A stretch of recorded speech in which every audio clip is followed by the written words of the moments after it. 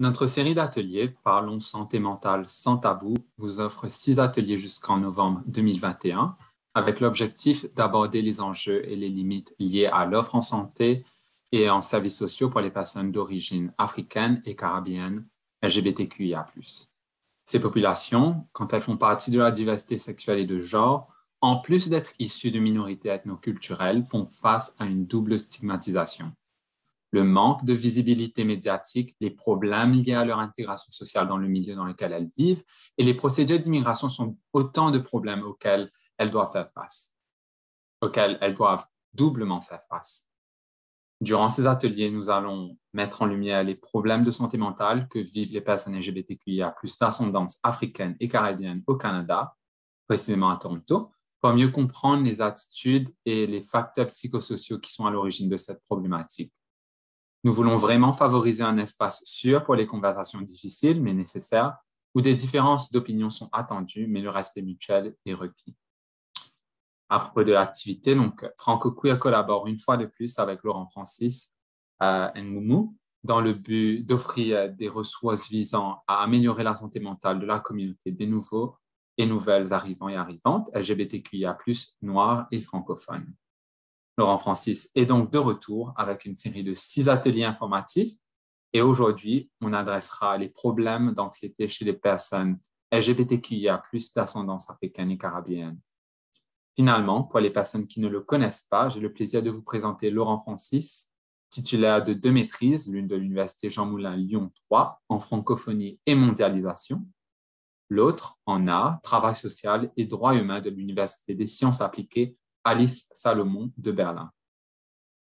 Sa thèse a porté sur les droits et la réglementation des demandeurs et demandeuses d'asile dans le contexte de l'Union européenne, en forme d'études comparatives des homosexuels camerounais en Allemagne et en Belgique. Présentement, Yael fait son doctorat en travail social avec une majeure en sciences politiques à l'Université de Laval au Québec.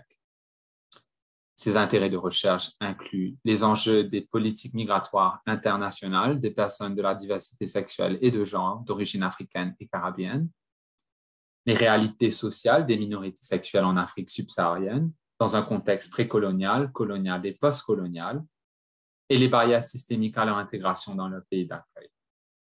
Et enfin, ces intérêts de recherche incluent aussi le racisme systémique, les barrières psychosociales vécues par les minorités sexuelles afro-caribéennes dans leur pays d'origine et dans leur pays d'accueil, pour en nommer quelques-uns. Laurent Francis est afro-queer et a une expression de genre non-binaire. Merci Laurent Francis d'avoir accepté notre invitation. Aujourd'hui, je te donne la parole. Avant de commencer la séance d'aujourd'hui, je veux vous inviter à suivre une chanson d'une grande chanteuse africaine d'origine béninoise qui s'appelle euh, d'origine béninoise qui s'appelle oh my God, donnez-moi, je reprends son nom. Angélique Kidjo. Exactement, Angélique Kidjo. Angélique Kidjo, et je vous parle d'elle en bref en quelques secondes. Angélique Kidjo, j'ai découvert que elle prêchait contre les théories anti-oppressives. Par exemple, elle réclame l'égalité des femmes en Afrique, l'accès à l'éducation pour les enfants, parce qu'actuellement, elle est l'ambassadrice des Nations Unies pour l'UNICEF et elle lutte pour l'accès à l'éducation, au bien-être social des enfants. Et à son acte, elle a encore ajouté la lutte contre les discriminations, le droit pour les personnes LGBT en Afrique aujourd'hui. Donc, c'est à travers sa chanson, nous allons la célébrer aujourd'hui et aussi ces manières de célébrer nos alliés, les personnes qui cherchent à protéger aussi nos droits malgré le peu de pouvoir qu'elle a. C'est une icône africaine. Je vous prie de suivre aujourd'hui. Le titre, c'est Angola. Vous avez la traduction à côté. Je viens de voir passer devant ma fenêtre le visage de Dieu, de l'amour et de la tendresse. Ne soyons pas inquiets maintenant. Pensons l'amour de notre mère terre. Si nous lui donnons suffisamment, elle nous apportera loin, si loin, l'amour, la vie, la terre. Je vous demande de nous reposer et de suivre attentivement cette chanson d'Angélique Kidjo, Angola. Maintenant, après cette belle chanson d'Angélique Kidjo qui s'intitule Angola, qui veut dire amour, l'amour vient, et aussi qui englobe le thème de l'amour, au fait. comment s'aimer soi-même et comment aimer soi-même. Aujourd'hui, nous allons parler de l'anxiété. L'anxiété, Mathieu, je veux dire, aujourd'hui, nous allons parler de l'anxiété. Euh, Cet atelier, au fait, on a choisi de parler de l'anxiété avec des expressions, avec des termes plus familiers, plus adéquats, parce que aussi, faire la science, c'est avoir la capacité d'expliquer des trucs métaphysiques, des trucs un peu épistémiques, mais avec un langage familier pour que tout le monde puisse avoir accès au savoir. Et aussi, euh, cet atelier va nous permettre de comprendre réellement avec nos mots, les mots de tous les jours, qu'est-ce que l'anxiété au fait. Donc, sentez-vous à l'aise et aussi, dans une première partie, je vais vous présenter qu'est-ce que l'Association canadienne de santé mentale entend par anxiété, comment se manifeste l'anxiété, quels sont les comment se manifeste l'anxiété et comment reconnaître qu'une personne est anxieuse, comment reconnaître l'anxiété. Donc, nous allons commencer par la définition de l'anxiété au fait. On va leur répondre à la première question. La première question est de savoir qu'est-ce que l'anxiété, qu'est-ce que c'est? Selon l'Association canadienne de santé mentale en 2018, l'anxiété est une réaction émotionnelle normale. Elle permet de se protéger en cas de danger réel ou imaginaire. L'anxiété devient problématique lorsque la peur et la crainte deviennent constantes et préoccupantes. Elle empêche de fonctionner et d'accomplir des tâches au quotidien. Bon, si on s'en tient à la définition de l'Association canadienne de santé mentale en 2018, on voit que l'anxiété l'anxiété est une émotion normale. C'est tout à fait normal d'être anxieux. Elle permet parce que c'est une réaction-là émotionnelle qui permet de se protéger contre les dangers. Et aussi, en même temps, elle devient problématique lorsque la peur n'est plus normale, lorsqu'on a constamment peur. C'est là où ça devient c'est là où ça devient anormal. Autrement dit, selon l'Association canadienne de santé mentale, il est tout à fait normal d'avoir peur. Mais lorsque la peur devient, lorsque la peur devient constante et préoccupante, c'est là où la problématique de l'anxiété entre au fait. Et on va répondre à la première question, comment reconnaître une personne anxieuse? Comment reconnaître l'anxiété au fait? Mathieu, OK. Comment se manifeste l'anxiété? Ben, comment se manifeste l'anxiété? Ici, on a utilisé un langage, j'ai utilisé un langage plus familier pour vous adapter au langage scientifique, pour vous permettre de comprendre qu'est-ce que l'anxiété et comment elle se manifeste. Comment se manifeste l'anxiété? Comme premier point, l'anxiété se manifeste par la peur excessive de perdre le contrôle. La peur excessive de perdre le contrôle.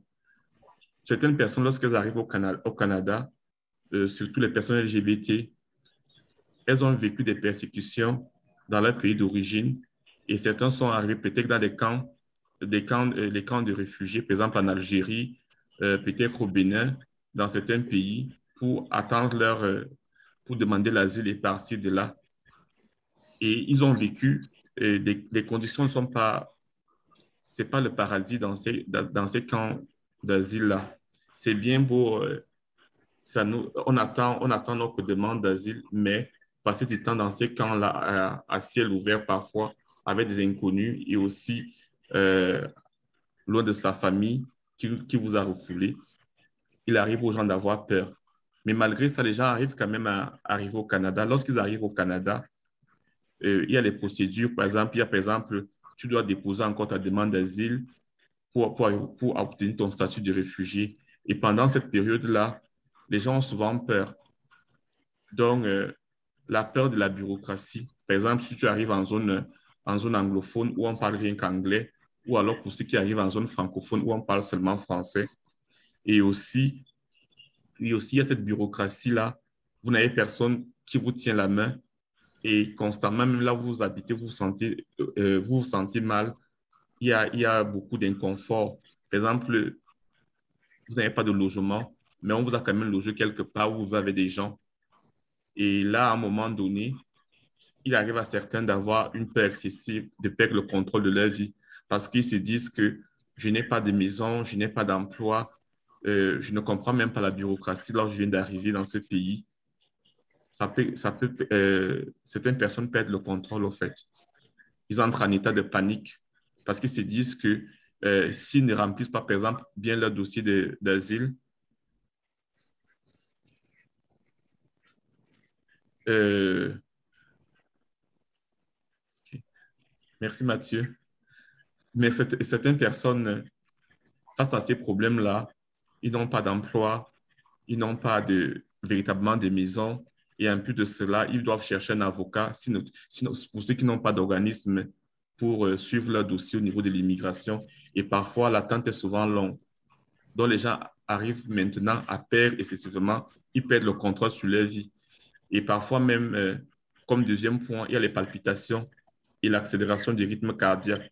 Donc, ça veut dire qu'ici, constamment, tu as des palpitations. Tu peux être comme ça à la maison, constamment quand tu penses à que tu ne sais pas si on va même te donner l'asile. Tu ne sais même pas si tu vas trouver l'emploi. Tu ne sais même pas là où tu habites. Oui, est-ce que tu vas rester là? Donc, les gens, quand ils pensent à ces événements-là, ils ont des palpitations et parfois le rythme cardiaque accélère, donc le cœur bat plus qu'à la normale. Donc, le cœur bat plus à la normale quand on pense à tout cela, en fait. Donc, ça crée, et aussi, comme troisième point, certains ont des sueurs abondantes. Ça veut dire que quand tu penses à ces événements que tu as vécu même, parfois même tu penses à la stigmatisation et aussi à la stigmatisation et au mal-être que tu as vécu dans ton pays d'origine et au mal-être que tu vis actuellement dans ton pays d'accueil. Il y a les sueurs froides qui remontent abondamment. Donc, il y a les sueurs abondantes qui remontent. Donc, en quelqu'un point, on a l'état de panique. Donc, on est constamment paniqué. Donc, on vous dit quelque chose, vous pensez seulement que c'est la fin du monde. Donc, ici, on est constamment en état de panique, au fait. Donc, c'est pour certaines personnes ont des bouffées de chaleur, donc des frissons, des bouffées de chaleur, ou alors certaines personnes, ils tremblent. Vous verrez, par exemple, lorsque certaines personnes demandeurs d'asile vont aller passer le procès, ils sont en train de trembler tellement ils ont attendu le procès, tellement ils ont peur de mal répondre aux questions, tellement ils ne savent pas si le juge va les croire. Ou alors, quand ils se trouvent devant une autorité, la personne se met à trembler au fait. Elle tremble parce qu'elle a peur. Et avec tout ce qu'elle a vécu, ça arrivait à la personne, elle se dit que c'est la fin du monde au fait. Donc, et aussi pour certaines personnes, cela se manifeste par la tension musculaire. Dans la tension musculaire ici, euh, une fatigue musculaire, on est constamment, on a l'impression d'avoir les crampes, les muscles qui se tendent parfois, parce qu'avec le fait d'être fâché, le fait d'être brusqué, tout le moment, ça devient tendu. Il y a les maux, les douleurs constantes. Donc, par exemple, certains ont les maux de ventre constamment, certains ont constamment mal au ventre. Et aussi, pour certains, cela se manifeste par parfois la diarrhée. Et certains souvent ont mal au ventre. Dès qu'ils pensent à cela, ils ont des douleurs, ils ont les maux de ventre, les douleurs constantes partout. Et certains ont la diarrhée. Donc, comme dernier point, comment se manifeste l'anxiété? Donc, il y a ici la désorganisation totale, donc les difficultés à te concentrer. On te dit, par exemple, que non, pour t'intégrer, il y a les cours d'anglais qu'il faut faire. Tu te poses même la question, est-ce qu'il veut m'aller à ces cours d'anglais-là? Ça sert à quoi d'aller au cours d'anglais si je n'ai personne, si je n'ai même pas d'emploi, si je ne connais pas encore mon statut? Est-ce que j'aurai mon statut de réfugié? Parce que j'ai déposé mes papiers d'asile, est-ce que j'aurai mon statut de réfugié à la fin? Donc, ça crée des difficultés de concentration. On n'arrive même pas à se concentrer. On a les problèmes d'inattention, les pertes de mémoire.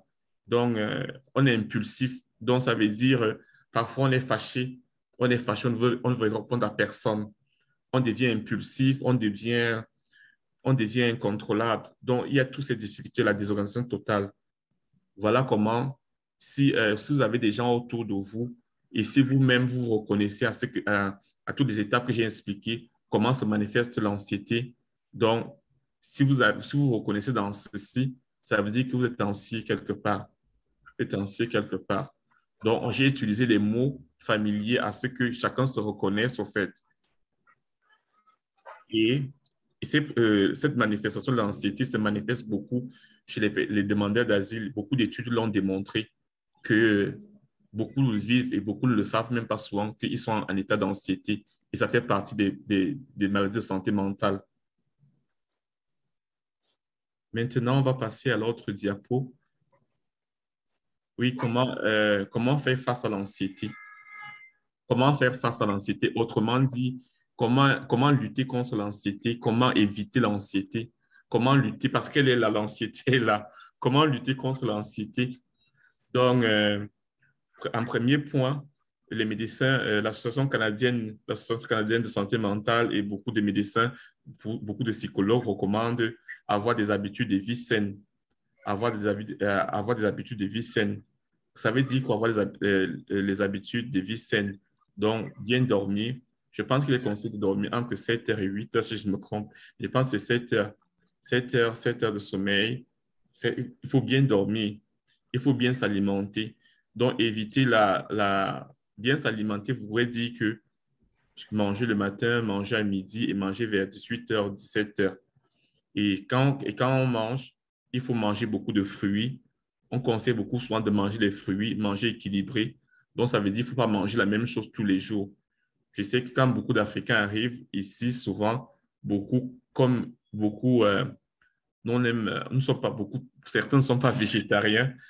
Vont se mettre à manger du riz et du poulet. Je n'ai pas dit que tout le monde le mange, mais certains se mettent à manger du riz et du poulet, à tel point où ça devient même, parce que c'est, ou bien du porc.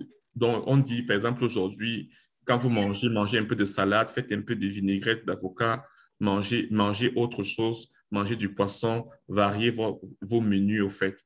Faites des gâteaux et des trucs comme ça, là. Trouvez les moments de détente. Il y a aussi une autre chose, c'est que lorsque les personnes demandeuses d'asile, parce qu'ils ont soit un permis de travail, la personne, la personne a l'impression que c'est elle qui a la charge de toute sa famille qui est restée en Afrique. Parce qu'une fois que tu es déjà ici, certaines familles ne regardent plus qui t'ont persécuté. Donc, tu deviens là comme le sauveur. Et la personne aussi dit que, ah, je dois aussi vivre. Donc, la personne se met à travailler comme un fou. Même, même un samedi, il ne peut pas se balader pour aller au cinéma, même aller faire ce qu'il veut. Donc, les loisirs pour la personne n'a pas de loisirs. Il est important il est important d'avoir des moments de détente. Ça permet de se ressourcer, de retrouver son énergie et d'avoir de nouvelles perspectives. Et maintenant, comme deuxième point, faire de l'activité physique régulièrement. Moi, je pense souvent mon cas. Moi, je ne suis pas un sportif. Moi, je ne suis pas un sportif. Qu'est-ce que je fais? Il m'arrive de marcher et j'aime faire de lèche-vitrine dans les supermarchés. Faire de lèche-vitrine, ça veut dire aller dans les supermarchés, regarder les habits et tout et tout. Je marche sans me rendre compte que je suis en train de marcher. Donc, faites une activité que vous aimez, une activité physique régulière que vous aimez constamment. Certains aiment la natation, certains aiment les sports. Allez vous inscrire dans une salle de gym parce qu'il y a des salles de gym là, vous n'avez pas besoin d'autorisation gouvernementale pour aller vous inscrire dans une salle de gym.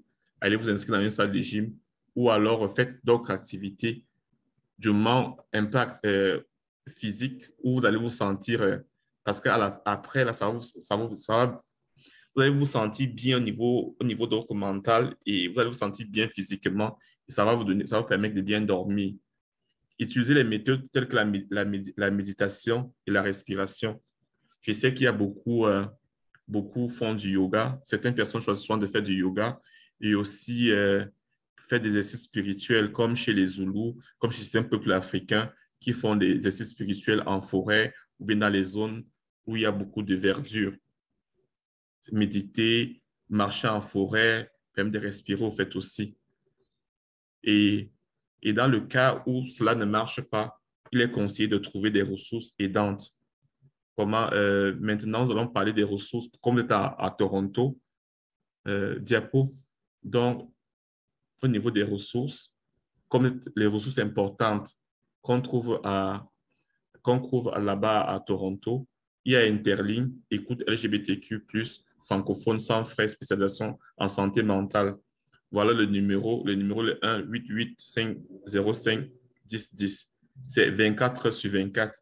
Au cas où vous n'arrivez pas à formuler le numéro, vous pouvez appeler les intervenants de Franco Queer. Ils peuvent vous aider à appeler ce numéro Interligne. Si vous trouvez des difficultés, ou bien si vous avez de la panique, vous paniquez pour accéder à Interligne, vous pouvez appeler Franco Queer. Une personne pourra vous aider à accéder à ce numéro. On a aussi l'hôpital Michael Heath Hospital. Se présenter en personne en cas de crise. Vous avez leur adresse, c'est 30 rue Bon, Toronto, et vous avez leur numéro de téléphone. Donc, il y a aussi le centre de toxicomanie et de santé mentale qui est toujours là-bas à Toronto. Vous avez leur numéro de téléphone. Donc, la présentation d'aujourd'hui n'était pas longue. J'espère que vous avez aimé. Maintenant, nous allons passer à la phase aux questions. Avant de passer à la phase aux questions, pour nous permettre de respirer, je nous ai choisi une chanson qui vient de l'Afrique du Sud cette fois-ci. C'est un jeune groupe, c'est une jeune chorale qui interprète le morceau de Ed Sheeran Chap. Et ils ont interprété ça avec les mots et les paroles sud-africaines. Après la chanson, si vous avez des questions, on pourrait échanger ensemble au fait. Merci.